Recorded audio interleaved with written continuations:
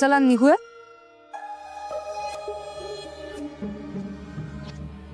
Madam, तुमचा त्रागा, तुमची माझ्याबद्दलची काळजी हे सगळं मी समजू शकते, पण तुम्ही नका एवढा स्ट्रेस घेऊ. शांत व्हा जरा. तू सगळ्यात आधी ना तुझ्या घरातली ती आदिशक्ती आहे ना, ती तुझ्या घराबाहेर काढ. ते एक काम कर, तो अख्खाच्या अख्खा देव्हारा उचल, घराबाहेर फेक आणि जाळून टाक. मॅडम, काय बोलताय तुम्ही? मी असं नाही करू शकत. मी देवाला मानत नसले तरी माझ्या अम्माची खूप श्रद्धा आहे देवावर. तिची श्रद्धा मी नाही लाथाडू शकत. माझ्या अम्माची देवावर खूप श्रद्धा आहे आणि विशेषतः देवीवर, देवी आदिशक्तीवर. त्या आदिशक्तीचा अपमान करणं म्हणजे माझ्या अम्माचा अपमान करण्यासारखं आहे.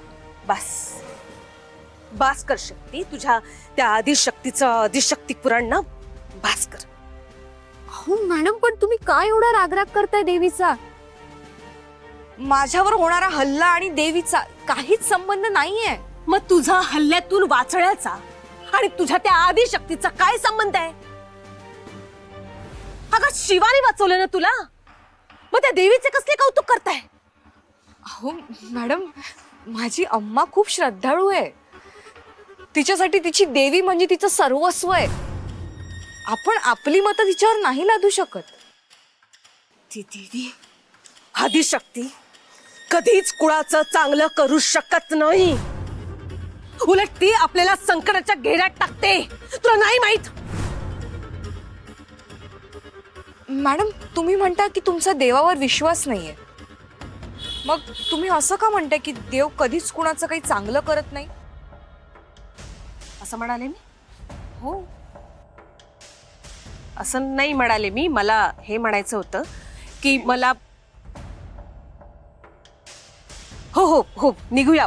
शिवाच्या घराकडे वळव गाडी. हे बघ शक्ती, मी हे सगळं तुमच्या दोघांच्या काळजीपोटी बोलते. प्लीज मला समजून घे.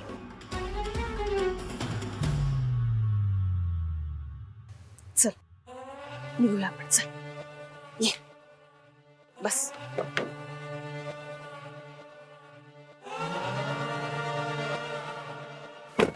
आई आदिशक्ती, मला माफ कर. मी त्या भद्रावती मॅडमला रोखू नाही शकले बघ. त्यांनी तुझा अपमान केला. त्या जे काही बोलल्या ना त्याबद्दल त्यांच्यावर रागवू नकोस हा. मी त्यांच्या वतीने तुझी माफी मागते. त्यांना क्षमा कर. विजयालक्ष्मी, देवी आपल्या भक्तांचे राग रुसवे समजून घेते बघ. भद्रावती मॅडमची चूकही आपली आदिशक्ती पोटात घेईल. आपल्याला शक्तीने सांगितलं होतं ना की भद्रावती मॅडम देव मानत नाही, पण त्या चांगल्या नाहीत असं नाही म्हणू शकत ना आपण. हो ते आहेच हो, पण त्यांचं वागणं चुकीचंच होतं बघा. अगं पण त्या त्यांच्या स्वभावानुसार वागल्या.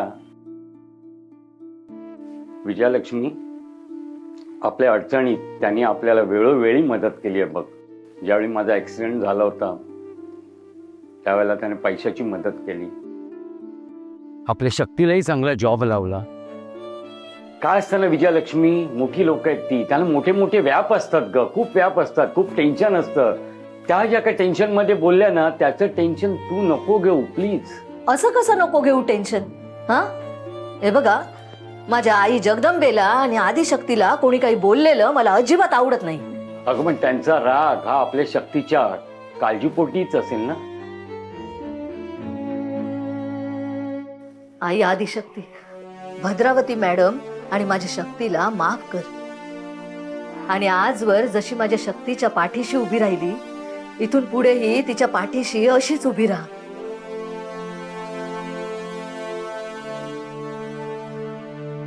हो मी निघालोय. आज साहेबांना सांग एकत्रच डिनर करू. हो पोचतो मी 15 मिनिटात पोच.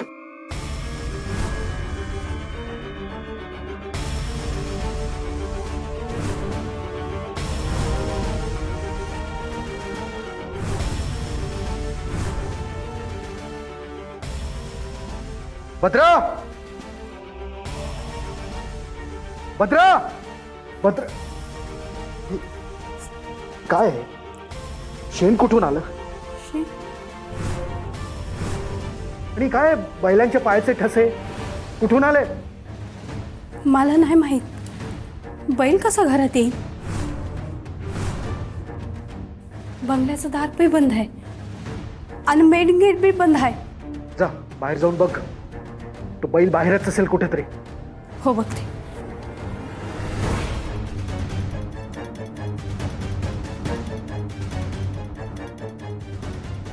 सगळं भयंकर आहे. आधी तो साप घरात घुसला, नंतर तो बैल घरात घुसलाय. तर घराच्या बाहेर निघणंच धोक्याचं आहे. नाना जा, तू आज जाऊन कुकरला भात लाव, मी चिरतो कांदा. जा. ए शिवा, अरे जरा आराम कर.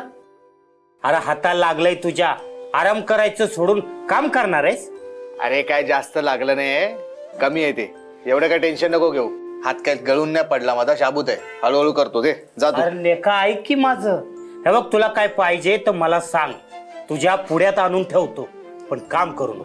ए नाना, अरे कंटाळा आलाय बसून बसून. दे तुझे दे दे म्हटलं ना, इकडे दे. वहिनी साहेब, शिवा तू उठ, काय करतोस? अरे आराम करायचं सोडून काम करतोस तू. उठ उठ लवकर उठ, मी करते, तू उठ. वहिनी उठ. साहेब. तू बस इथे. बसा ना वहिनी साहेब, बसा ना. शक्ती बेटा, मी पण त्याला सांगतोय आराम करायचं सोडून काम काय करतोय, पण ऐकल तो शिवा कसला. अरे बस. नाही नाही, तुम्ही बसा, मी ठीक आहे. अरे बस शिवा. अहो नको, राहू देत. करू ना भाऊ, बसा बसा. त्याला राहू दे उभं. तू बस. अहो बस बस.